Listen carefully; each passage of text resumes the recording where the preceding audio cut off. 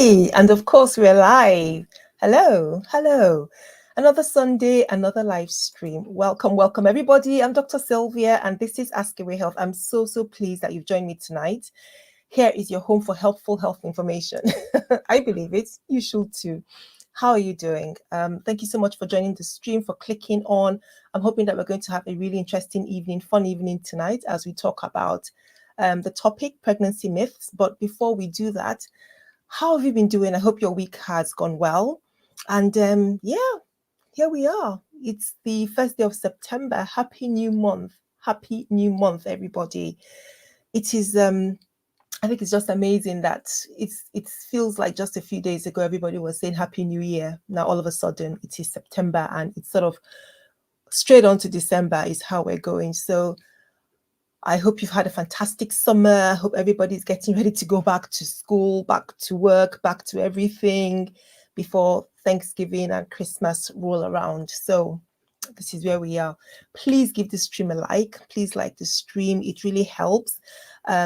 Share the stream with a friend. Come on in. We're talking about pregnancy myths. And while there'll be a little bit of medical information sharing here, but it would really be great to hear what your experiences is in your part of the world. So please let me know. Please let me know in the comment section where you're watching from. What are the common pregnancy myths that you guys in your part of the world observe or believe in, or that you even experienced? That would be so interesting. And I think this is a good time to just remind us of my disclaimer, which is not here to provide medical advice of any sort, because I can't. Given that we are on a public online platform, it is not the medium to provide that kind of information. And if you have any concerns, then you should really be speaking to your doctor. But the key thing is that we're looking at about providing health information that can help us make the right decision, make safe decisions, direct us in the right way to go to have a conversation with our registered practitioners. That is our purpose. So if you can achieve that, then I think we've done a good job. So thank you so much for joining tonight. Before we get into things, let me share with you my screen, have a quick look at what the channel has been doing. Let me check that you can hear me, because I'm getting a funny message on my hang on. Let me check I'm audible. I think, okay, let's try on this one. Just a second, guys. Let's just check that I haven't been talking to myself for the last 5 minutes. I think I'm good. In your part of the world. Yeah, I think you have been hearing me. Okay, we're good. We're good to go. So what's been happening on the channel in the last 7 days since you saw me last? Let me share my screen. We've had a couple of videos up. I hope that you've been able to watch one or two of them, if not all of them. If you haven't watched all of them, why? Why haven't you watched? Why haven't you liked? Why haven't you commented? I want to know the answer to that question. Oh my goodness. But since the last stream, we've talked about the surprising little known truths about the combined pill and PCOS, where I share a few things about using the pill and polycystic ovary syndrome, where the pill is a very common medicine prescribed for several women, lots of women in PCOS, and it has a lot of good uses. It's important for doing quite a few things, but it's important to recognize the role of the pill and appreciate that the treatment or the management of PCOS is not just one tablet. There's so many different things involved, and again it also depends on the individual, on the woman, her particular symptoms, because there's a whole range of different things. So for some the pill may provide some benefits, for some others the pill may not. What is its role exactly, and how should women approach it? How should women approach treatment with PCOS? I talk a little bit about in that video, so it is on the channel, the surprising little known truths about the pill and PCOS. And then we looked at womb thickening, which actually came out of a comment from last week's stream, and I wanted to expand on that. Well, pretty much for those who missed the stream or who are interested in this topic, I wanted to just sort of clip it out. But what I am doing actually is working on an expanded video on that subject, because I felt that there was so much I could have said in that response. So I thought, right, I'm going to sit down, do a proper video, explain what it is, explain the factors that are associated with it. But if you want to just quickly get an idea of womb thickening, then this is a video that you want to watch. It's referring to the thickening of the lining of the womb, and I share some thoughts around its causes. Well, please make sure that you subscribe to the channel, click your notification bell, because guess what? I have the expanded version coming up. I'm not sure when. It will be, there's a lot of videos that are on my editing list, my editing task list. But it will come pretty soon.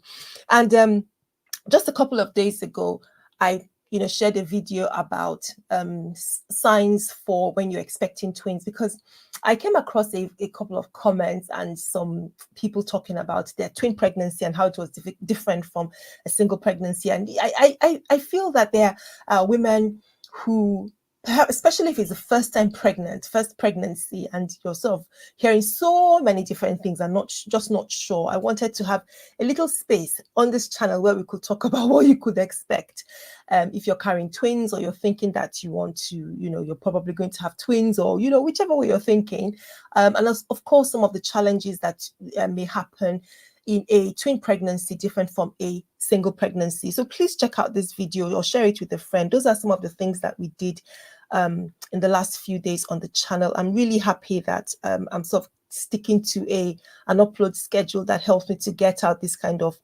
videos out for you guys. And as always, I appreciate the comments that you leave. I appreciate the questions, always very, very useful.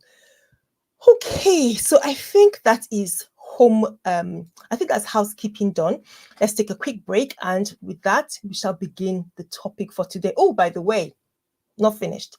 There's a poll on YouTube. Oh, I forgot to welcome the people on Facebook and LinkedIn. I'm so sorry. Oh my word.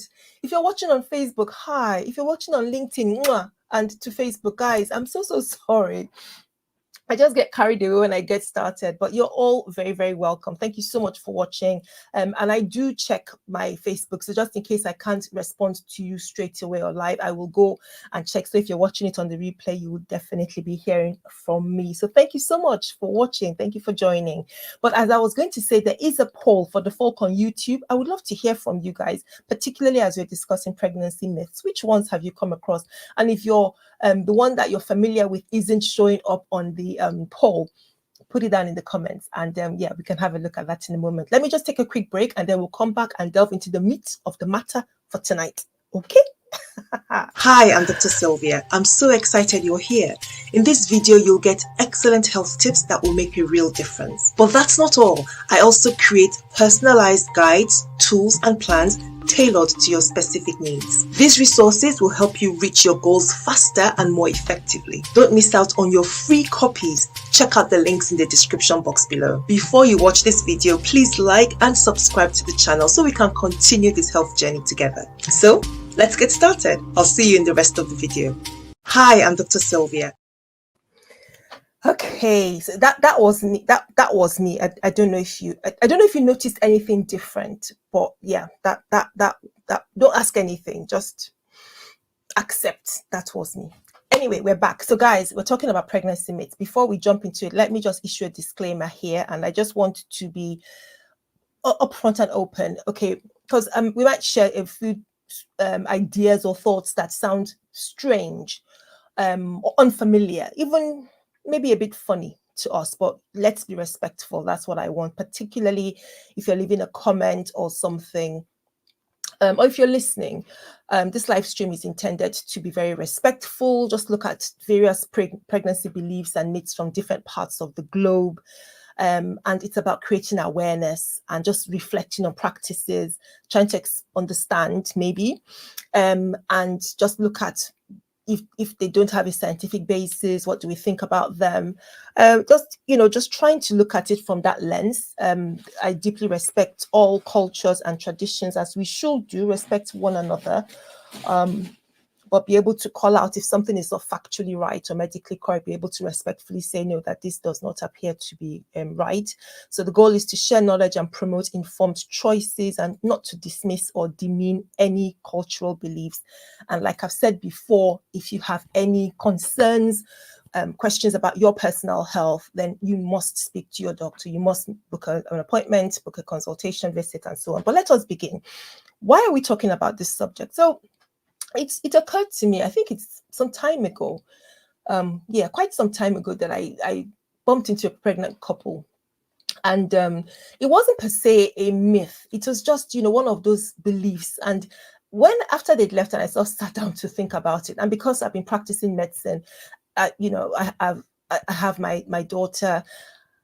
The idea of pain relief in pregnancy, to me, is if you need it, take it, and it should be taken simply. The dose, the effective dose, the minimum effective dose. So you're not going to take more than you need. You simply need enough that will keep you going if you happen to be in pain. My daughter was born by CS, so of course there was need for pain relief around that time and after she was born. And during pregnancy, I'm just thinking, I think you experience some, the pains of pregnancy, headaches, when simple paracetamol, I used them and I found them effective. But the story is that I bumped into this couple, and I can't remember whether it was a urinary tract infection or whether it was heartburn. I can't remember what condition it was. And then I started talking about ways to relieve pain if needed. And I mentioned paracetamol. And there was, we can't use that. We can't do that. And not that I've not heard that before, but I just wanted to explore it a bit further. And I said, why? What if it harms the baby? I was like, but where did you get that from? And it's not new. It's out there. Some people believe that the medication could harm the baby. Now, there's some people who don't want to take medication, and I respect that. If that's your wish, that's your choice. Beliefs that you don't want to use medication, fair enough. So I can appreciate that for some people. In this case, it wasn't that they didn't want to take the medication. It was because they felt it would cause harm to the baby. Now, specifically on that question, actually, paracetamol in pregnancy, I do have a video just looking at that based on some studies. And the issue is about the concerns about harm with that, or even with any medication. Of course, we'll be taking the wrong doses, taking the wrong amounts at different times, taking it more frequently than you should. Of course, that will cause harm to anybody, talk less of a baby.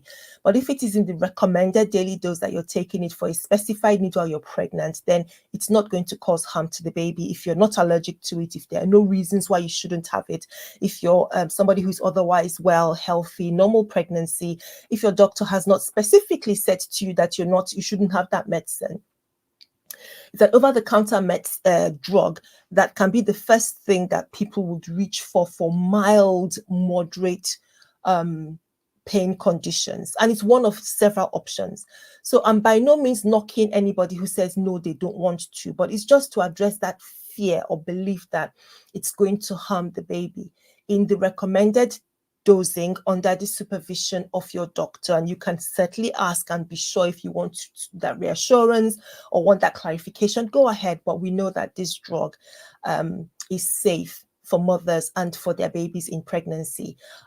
There have been studies that have gone to look at possible effects, and like I said, I do have a video, but that goes into excessive dosing, taking it more than you should, and so on. So check out the video. Perhaps I'll put the link when we finished this live stream. I'll put the link. I hope I remember. I'll put the link for you in the description box. So anyway, this is where this came from, or part of where this story came from. I've gone on and on now. This is where it came from, talking about pregnancy myths. And I thought, what other kind of ideas and beliefs and things are there right around the country? And I'm interested in hearing from you. Like I said, please share with me. Let's start with the first one. I've been talking for so long. So this has come from, in fact, what I actually found out. Oh, do you know, I forgot to change this thing. Oh, do you know what? You guys are just going to bear with it like that. Do you know what I actually found out when I was doing this was, okay, right. So you can see the full thing.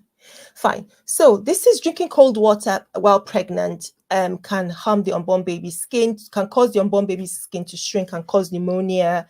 And related to this, pregnant women should avoid cold foods. It's thought that consuming cold foods can lead to a cold baby, which may be associated with health issues. I am so sorry that it is doing this blimp and blimp thing. So forgive me for poor tech. Just excuse my tech. So this is about cold food, and I get that a lot.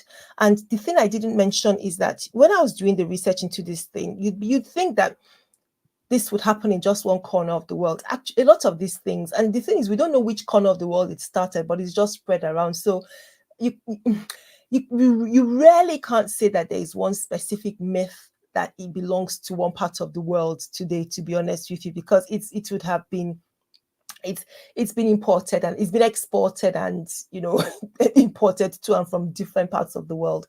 So many cultures do share similar beliefs. I think, of course, there are pockets where there will be different things that people believe in, but this one is interesting. This is about drinking, taking cold drinks or eating cold food in pregnancy, and the premise that cold, the temperature, is what is going to harm the baby. So whether it's harming the skin or whether it's causing pneumonia, there's no medical fact to this.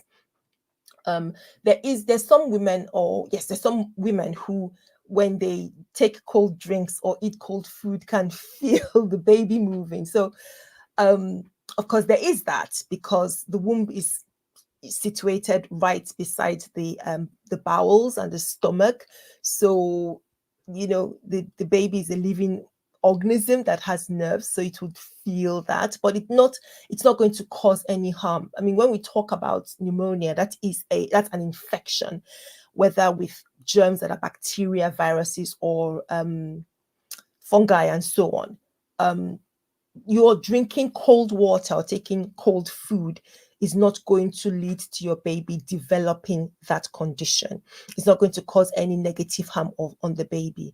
I think it's important that a woman is staying hydrated during pregnancy, not just for her sake, not just to help with her, but also, of course, that fluid will also support the blood volume for her baby. So you need to drink plenty and stay hydrated when you're pregnant. It also helps to prevent things like dizziness. It helps your kidney function. It helps your circulation. So many reasons. For women who live in very warm parts of the world, taking cool drinks when you're pregnant, that can help to relieve you, relax you, and so on. So it's helpful. I would hate to think that it's very warm weather and somebody is restricted or prevented from having a cool, soothing drink because they are pregnant. I think that's worrying. So in terms of drinks that, of course, we will frown on, there are called drinks that we shall frown on if you are pregnant. So if it's things that contain a lot of caffeine, there's if you're pregnant, you should be taking caffeine in moderation, if not avoiding it. But if you have a craving for caffeine, to take it in moderation. The recommended limit or intake for caffeine is no more than 200 milligrams per day. Okay, so if you're going to have cold drinks that contain caffeine, of course, cold alcohol drinks, or anything that is not simple water,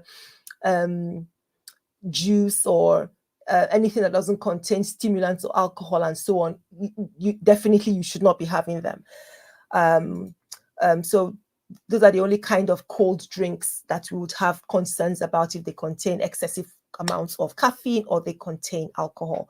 So that's the first myth that I thought was interesting in terms of the belief, avoiding cold foods leading to a cold baby associated with health issues, and there is no medical backing for that. There is no evidence for that. It's an idea that's just developed over time, and I can see why people would want to believe that, because you want to make sure the baby is safe, baby is not harmed, and so on. So done and dusted with that one. Number 2, this is about heartburn in pregnancy. Actually, this one, in fact, the next 2 I'm going to share refer to determining the I think, is it that one that determines? Oh, okay, no, it's not. I'm going ahead of myself. So experiencing heartburn in pregnancy means the baby has a lot of hair, and spicy food, on the other hand, can make you go bald.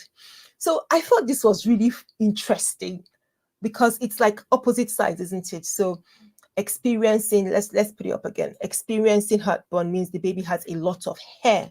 So just think about it. You're experiencing heartburn and relating it to the baby's hair. Heartburn is something that is very common in pregnancy. Very, very common in pregnancy. So that's the first thing that you can that will tell you that there's this one is a very this one is not true. That's the first way that's the first clue that will let you know that this one is a load of old cobblers, like one of my old consultants used to say. So it's very, very common in pregnancy. Why do women get heartburn? Different reasons, mainly to do with the changes, the hormone changes that women experience when they're pregnant. When they're pregnant, the fact that as the pregnancy advances, the womb is getting bigger, so it's pressing against the tummy and the food pipe, so making it difficult for food. Well, making it difficult for smooth progress of food, making it more likely that food moves sluggishly, which is also an effect of the hormones. But food is moving sluggishly because, easy flow from the food pipe into the stomach and into the rest of the bowels is a bit more difficult because the womb is squashing against the different, parts of the intestines and the stomach. And so, of course, you have slower digestion. Again, that is an effect of the hormones. And food is moving more slowly into the stomach from the food pipe. And then the other thing as well, thanks to the hormones, is that little valve that closes off the food pipe from the stomach relaxes a lot. So you have the acid from the stomach coming up into the food pipe and rubbing against the tissues there. So that causes heartburn. So that is why it is very common in many pregnancies. It is a common effect. And for us to then say that because somebody is experiencing heartburn, it means the baby is a lot of hair, we're really, really stretching, really, really stretching. So there's no truth in that one. And what about the converse one, that eating spicy food during pregnancy can make your baby go bald? I would love to know the sort of thought process that engineered that one. And at the bottom, I just sort of put where some of these ideas came from. This one is coming from Africa. But like I said, all of these ideas, I think they've been exported to different parts of the world. So I wouldn't be surprised to hear it from somebody who has no background, or who is not of African background. But that eating spicy food. So what about eating spicy food? Now, there is an association. I don't want to say it's a medical association, but some people believe that if you eat lots and lots and lots of spicy food, you get lots of heartburn and so on and so forth. So there is that belief. Now, the interesting thing is that factually, science hasn't actually put that association between spicy food causing heartburn. And if you think about it, there are lots of people who eat spicy food and don't suffer from heartburn. And I know you're going to say to me, oh, well, I mean, after eating a large meal, a spicy meal, I experience heartburn. Yes, but there's some people who don't. So it is that evidence, that scientific link between spicy food causing heartburn is actually not there, even though there is that belief that, once you've overeaten, or once you've eaten a lot of spicy foods, the next thing is to experience heartburn. If you suffer with acid reflux already, it's probably going to make you more likely to feel the effects. But the point I'm trying to make is that it's something that some people might experience, something that others might not. We're not 100% sure that there is a link between spicy foods and acid reflux. But there isn't also any evidence linking spicy foods and a baby growing bald. There is no link between that food or the content of the peppers or the spices, the cumin and all that. There is no link, as far as we know to date, that puts the hair growth or development of hair on the baby associating it with spicy food. So that one as well is it's one that we cannot by any way prove is medically correct. Okay, so guys, please like this video. And like I said, I would love to hear from yourselves. I think we've tackled a couple of myths, and Thank you to those who are responding to the poll. I've got 50%. Okay, so it looks like we're sort of fairly, although we just had a couple of votes though. So it's 50-50. The poll question is, which of these pregnancy myths have you heard of? And one answer is that heartburn. Can you imagine? We're just talking about heartburn, that the baby will be hairy. So I'm glad somebody else says that they've heard of that one. And then the other one is that a full moon can trigger labor. Wow. So we're doing a poll. I'm running a poll. I'm not going to end it until we're nearly finished with the stream. But the poll says, which of these pregnancy myths have you heard of? The first one is the bump shape predicts baby gender. Nobody has gone for that one yet. The second is heartburn. Baby will be hairy. The third one is a full moon can trigger labor. And the last one is raising your arms above your head can cause the umbilical cord to go around the neck. So I don't know if you've heard of any of these. Let's know. Please, take part in the poll. I'd love to know what's the most common things that people have heard. Give the video a like. If you're just joining, I'm Dr. Sylvia. Today we're talking about pregnancy myths from around the world. I'm very, very happy to hear your thoughts, your experience as well. That will be great. So we've done number 2. Let's see the next one that we've got here. Having a big abdomen in pregnancy means you're having a baby girl, while having a small abdomen means you're having a boy. So this is the one that we're just referring to on the poll. Having a big abdomen in pregnancy means you're having a baby girl, while having a small abdomen means you're having a baby boy. And related to that, if you crave sweets, you're having a girl. If a pregnant woman has a lot of hair, she's having a boy. So all this about boys and girls and how to determine if you're having a boy or a girl. I thought the best way to deal with this, right, was just to share a an article with you. I'm clicking everything but the right thing. Let me share an article with you. I thought it was an interesting article. And by the way, I will place the link in the description box. So you're welcome to check it out after the stream. I know I've got lots and lots of things to put on the description box after the stream. Okay, but here we go. So let's look at this. Let me just make this a bit bigger so that it's easy to read. Okay, so let's look at this article. Baby gender prediction myths. Are you expecting a boy or girl? So first of all, I have to burst your bubble and say that none of these ideas or beliefs, none of them carry any water. So I'm so sorry.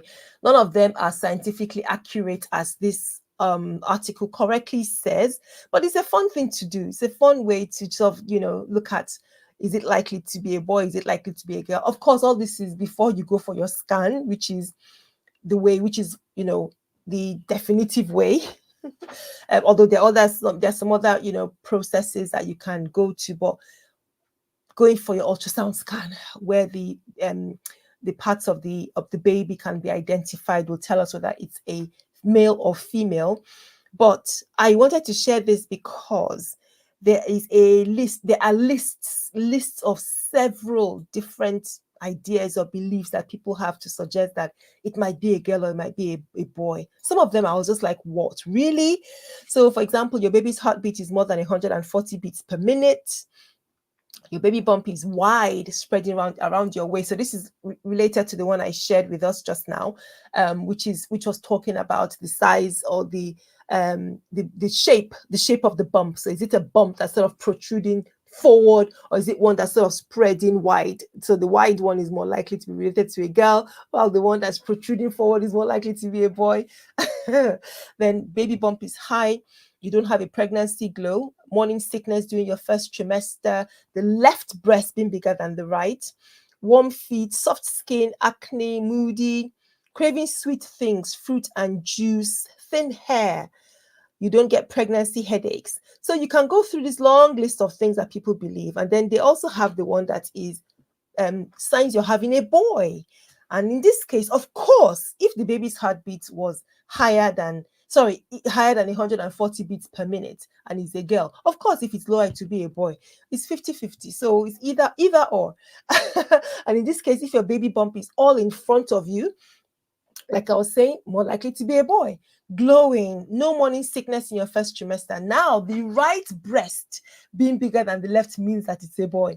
And then instead of sweet foods, you want savory, spicy foods, protein, cheese, and meat. You have dry skin. I love this one. You add your age at the time of conception to the number of the month you conceived, and the resulting number is even. For example, if you conceived in February, the second month of the year, and you were 24, add 2 plus 24 equals 26. So if it's even, it's a boy. If it's odd, it's a girl. Wow. Wow. So there's lots and lots and lots of, like I said, I'll put the link in the description box if you're interested in going through that. It's a fun thing. There's no scientific basis for that. Wait for your scan, that will tell us as much as possible, if the babies will let you, in terms of their positioning to see clearly. All right, so we're sharing pregnancy myths, and by no means making fun of anybody in particular, but just trying to look at what is the scientific background for some of these things and that we believe. So I'm just going to take a quick break and let you comment and share any pregnancy myths on the screen in the comment section with me, and I'll be right back. Hi, I'm Dr. Sylvia. I'm so excited you're here. In this video, you'll get excellent health tips that will make a real difference. But that's not all. I also create personalized guides, tools, and plans tailored to your specific needs. These resources will help you reach your goals faster and more effectively. Don't miss out on your free copies. Check out the links in the description box below. Before you watch this video, please like and subscribe to the channel so we can continue this health journey together. So, hello, welcome back. So we're still talking pregnancy myths. Which one did we just deal with? Okay, we've done with that one. We've done with that one as well. Okay, so right. So there's a lot on the screen. I'm going to read it out to you because I know it's a bit small, the script. So, if a pregnant woman steals, her baby will be born with a birthmark, implying that any wrongdoing this pregnancy will have a direct effect on the child. This was surprisingly, well, I don't know why I'm saying surprisingly. Remember what I said about these things being exported to different parts of the world. But anyway, the source claimed that it's from Scotland, but that is a belief that they have in Scotland. They have in Scotland. If I'm wrong, please let me know. If it's not Scotland or if it's something that you believe in your own part of the world, please let me know. The next one from Hawaii: if a pregnant woman is angry, her baby will be born with a birthmark, indicating that strong emotions during pregnancy can manifest physically in the child. The next one from Russia says pregnant women should not attend funerals, suggesting that being around death can bring bad luck or negatively impact the pregnancy. And this last one I've got from Japan: pregnant women are encouraged to stay calm and avoid stress, as it's thought that the mother's emotions can directly affect the temperament. So I wanted to share all that because it looks at emotions, it looks at behavior, what the mom is doing and how she's feeling, and being involved in potential, emotional situations like going to a funeral, and how that activity or feeling or mindset or psychological well-being of the mom could impact on the baby. Is there any truth to this? So let me share my screen with you guys again, because I think hang on, let me just remove the one so I don't get confused. Yeah, okay. So let's have a quick look at this study I found, and I'm not going to read the whole thing, I promise, and of course I'm going to put the link in the description box for you. But this is an article. This is from the University of Edinburgh. Okay, so this is an article. Stress in pregnancy may influence baby brain development. So those of you who want pregnant women to calm down, very, very relaxed state of mind, encouraging pregnancy yoga, encouraging relaxation spa breaks and all that, you have the right thing, you have the right thoughts going. So this study, I think this was published in 2020, or no, 2020, yeah, 2020 here. And says stress in pregnancy may influence baby brain development. Infants' brains may be shaped by levels of stress. their mother experiences during pregnancy, reveals a study. So they measured a hormone linked to anxiety and other health problems, and they related it to changes in the baby's brain. So, like I said, I'm not going to go through everything, but let me just read the bit I've highlighted here.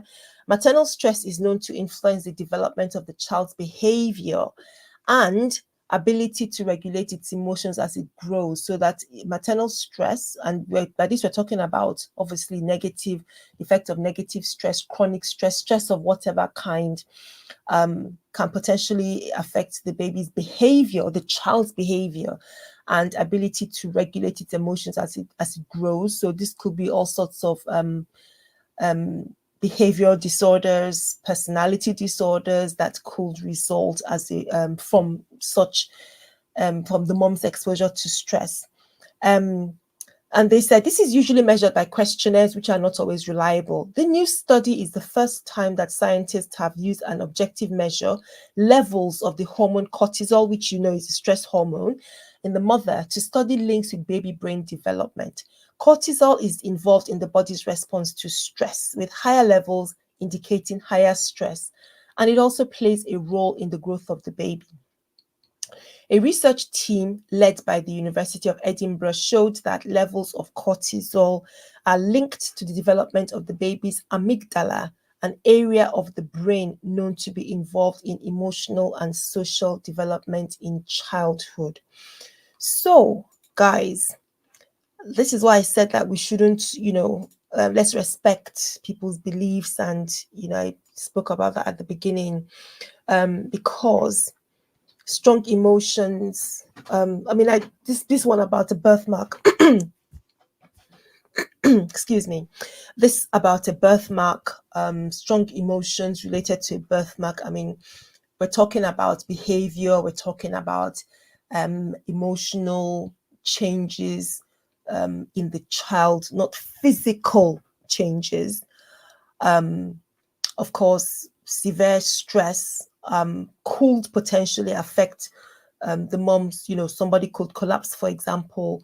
If there's a challenge to their blood supply, that might affect the baby. But talking about a birthmark on the child, birthmark as in a stain or mark on the child as a result of the mom's anger or emotional stress, that's not factual. However, if from what we've seen, there could potentially be effects on the child if a mom suffers or experiences stress.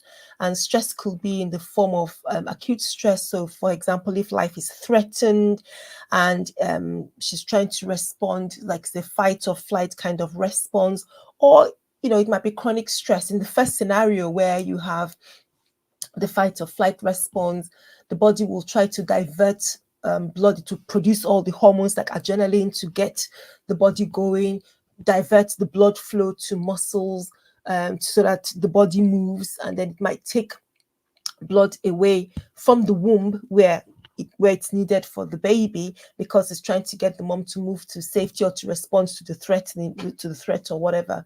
So that potentially could cause a problem. But also chronic stress, being in a situation that is tasking, that is draining on a woman's mental state, on her psyche, that can also contribute, is what we're saying. And I've just shown you that study that referenced high cortisol levels being associated with developing changes like this in the baby. Okay, so right, so let's look at the next one. To have a light or fair complexion baby, eat oranges throughout your pregnancy. And I know that one sounds it sounds interesting. It sounds interesting. This is actually from Africa, but also from China. In China, and please correct me if I'm wrong, and I'm simply going by this, research I did over the internet. But in China, apparently, people eat tofu and other light colored foods because they want to have light, children with lighter tones. And so I'm thinking, where is this? How true is this? Like, I don't believe any of this.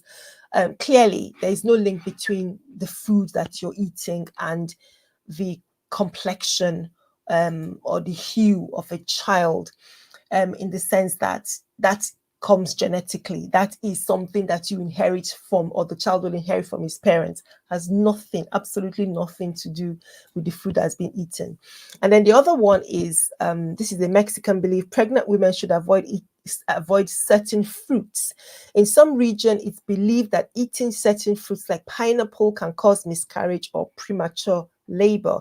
Now, I thought this was interesting. So let's just go into this a little bit, this fruits business, because we tell you when you're pregnant, oh, lots of fruit and veg and fiber, that's good for the baby, supplements, nutrients, and so on and so forth. So how are people saying that certain foods you should not eat?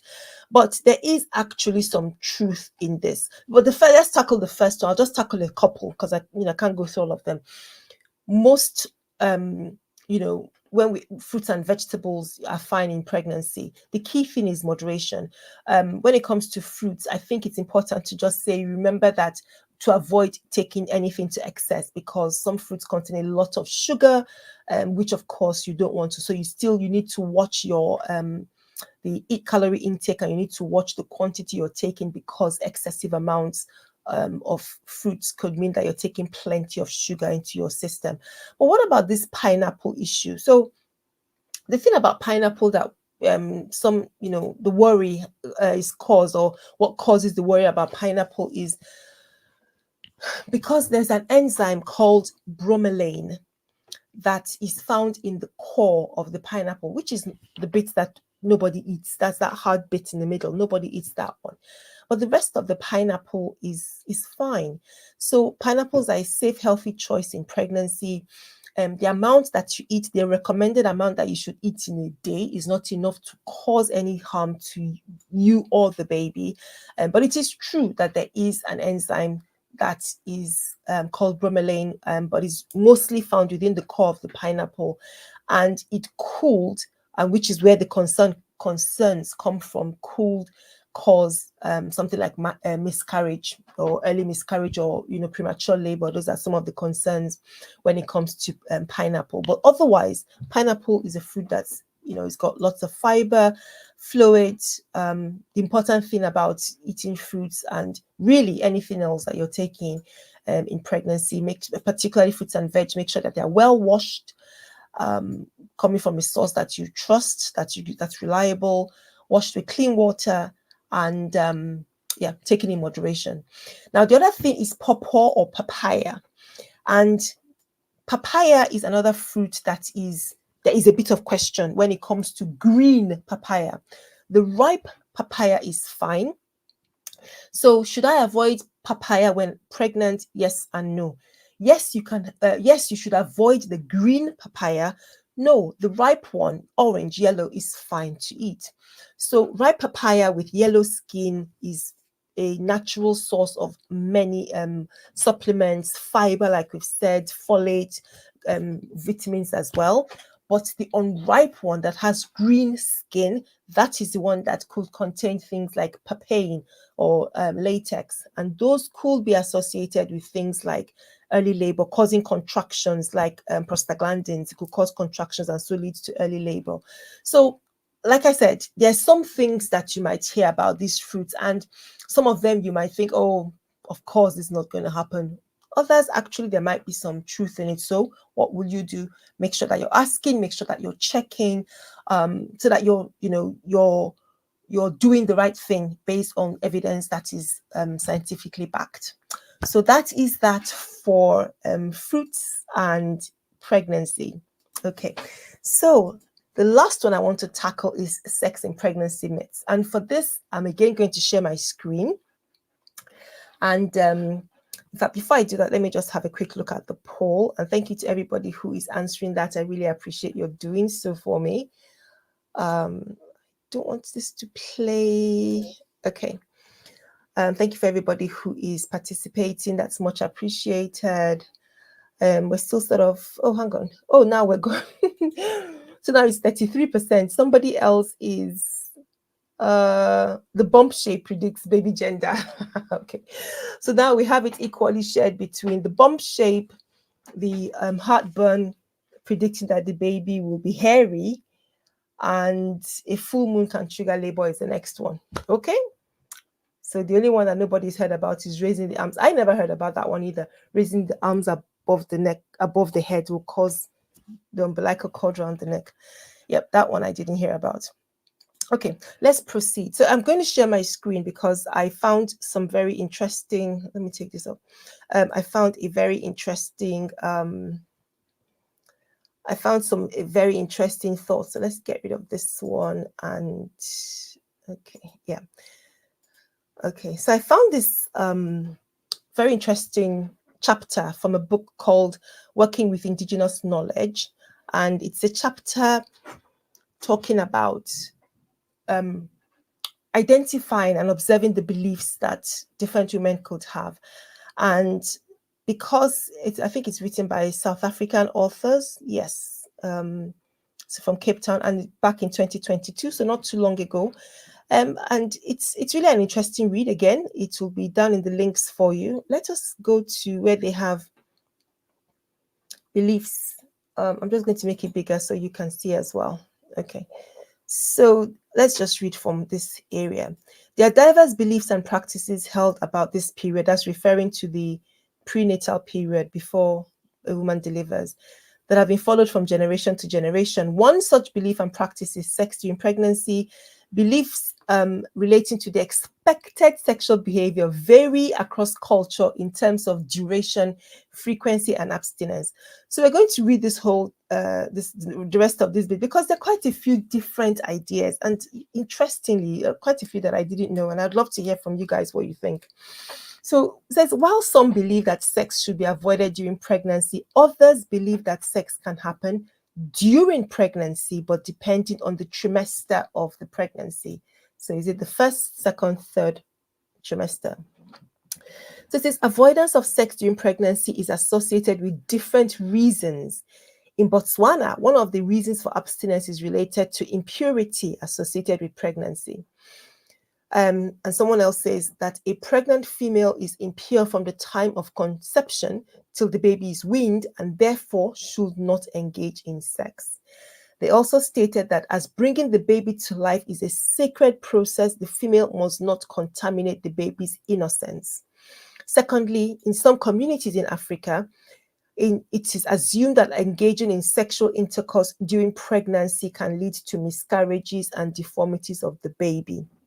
Again, respecting beliefs of different cultures, and I think the way to approach it is if it's not causing harm, but you're able to put your explanation across as to how factual this is or not. I think that's the best way to do it. Not to laugh at people, not to demean people, but just to put the facts across. And the facts, of course, are that having intercourse during pregnancy, or that pregnancy itself does not make a woman impure. That's the first instance. And then having sex during pregnancy does not, where is that bit that said, does not contaminate the baby's innocence. That's the one I was looking for.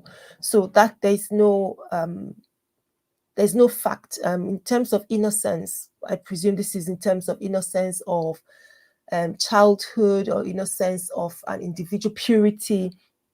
There is no communication between the baby and the experience of the mother during sexual intercourse. That is, of course, consensual intercourse that we're talking about here. Because the point that came into my head was that if it's traumatic, of course, that's a stressful situation. So, of course, that may affect a growing child. We've just seen potential effects of stress. So, the second point they were trying to make was, in some communities in Africa, it is assumed that engaging in sexual intercourse during pregnancy can lead to miscarriages and deformities of the baby. For example, in the Ewe, is it Ewe? I hope I've got that right. Ewe culture in Togo, males are not permitted to have sex with their wives to prevent miscarriage of the pregnancy. That's a very common fear, and we're going to address that in a moment. And then it says in the southwestern part of Uganda, not only are males not permitted to have sex with their wives, but they must also abstain from any form of infidelity till the wife has delivered. It is believed that engaging sexually with other females will bring misfortune to the mother and baby. Well, while infidelity is completely inappropriate, is wrong, the truth is that it's not going to bring misfortune to the mother and the baby physically, unless the trauma of finding out or knowing that their partner has committed adultery or is being with somebody else brings about emotional stress to the mom. So of course there is that to consider, that can be misfortune in that sense. So, but in the aspect that is going to cause any harm to the baby, of course, that is not factually correct. That's not medically factual. That is not accurate in terms of medicine. The Kalenjin in Kenya believe that a pregnant female must abstain from sex because the semen of the male harms the fetus and may result in the death of the baby. Well, that's not true. That is not medically accurate. Similarly, in the Bolabello district of Limpopo, females are prohibited from having sex for the entire duration of the pregnancy to protect the unborn baby. And it goes on to say pregnant females are expected to sleep with their mother-in-law. So, practices of different people, is this factual? Is this true? Is it going to, is having sex with her partner, the father of the child, or her partner, consensual intercourse? Will it harm the baby? That's the question really that we're trying to answer here. Then he says, in Madagascar, sexual activities are allowed in the first 3 months of conception and the last month of conception. Sex is not allowed in the second and last trimesters. It is believed that sexual activities during this period affect the formation of the baby, and the baby may be born with a deformity. So, you know what I said about at the beginning about how a lot of these beliefs, would have been exported to different, as people travel, as the world is a global village. So perhaps these things started in these areas. I don't believe that, I think there might be some people in different parts of the world that might still have such beliefs. And I just found this paper that this study is coming from Africa. It doesn't mean that in other parts of the world that there are not other beliefs that may be similar to what we're reading about here. But there is no truth that sex in the second or last trimester, especially if it's consensual, and especially if it's performed in a position where the mother is comfortable, there is no truth that is going to affect the baby or even cause a deformity. That is not true. Similarly, in Zimbabwe, the husband is expected to have frequent sex with the pregnant female during the first 3 months to enhance the formation of the baby. This is also practiced in the Zulu culture. Okay. That's interesting. Because it does not enhance the formation of the baby. It doesn't enhance the formation of the baby. I'm not going to think too hard about that one. Because I know somebody's going to say, but what if the sperm contains this, that, and the other? There are many babies who develop perfectly fine without frequent sex. I'm not saying that there's anything wrong with frequent sex during the first trimester, during the first 3 months is fine, but to rely on that to enhance the formation of the baby, that's not right. That's not true. Okay. Aside from abstinence during pregnancy, the state of mind of a pregnant female affecting the wellness of the unborn child is another prenatal belief that is equally important. Well, we've already talked about state of mind. That's very, very important. So Africans believe that the mood of the mother affects the unborn baby. That's correct. No arguments there. Mutambewa adds that the husband should shower his expecting wife with gifts to preserve a healthy and happy state of mind. Guys, are you hearing?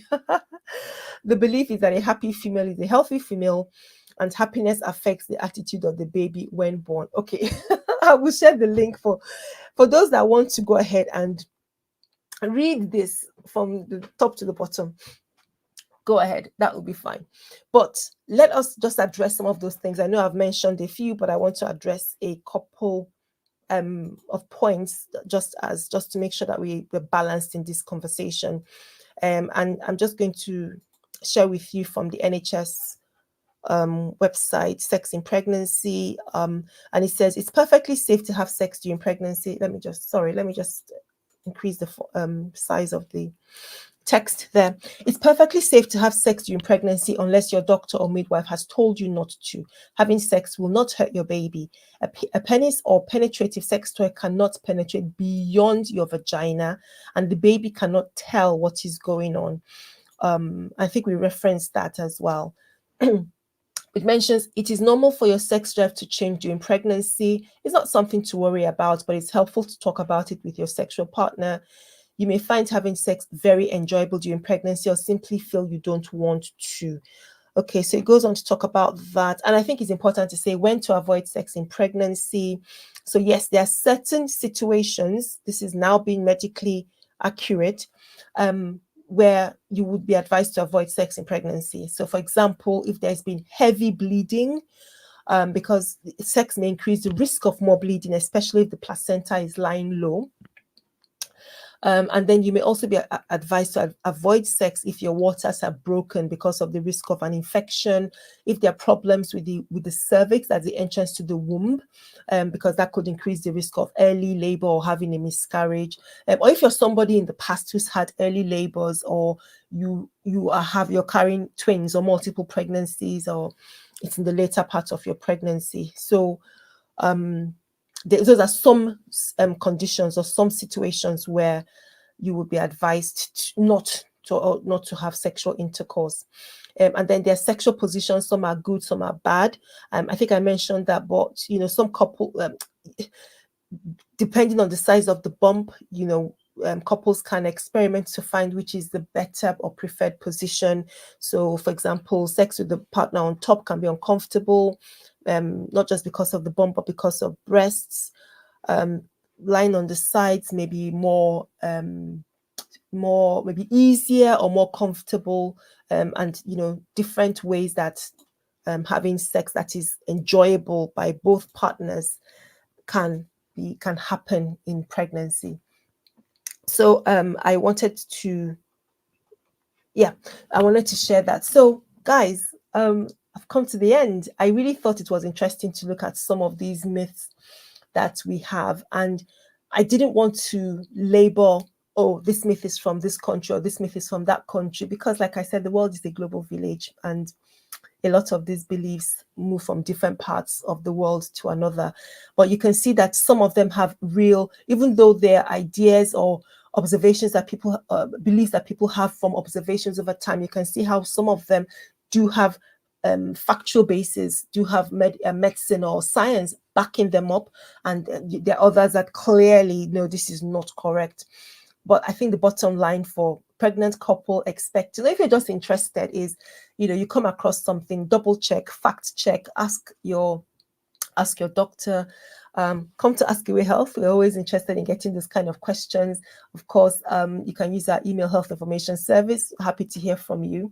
But yeah, fact check that the information is correct, particularly those that could have serious impact on pregnancy, like foods to take or drinks to take, medicines to take, and so on.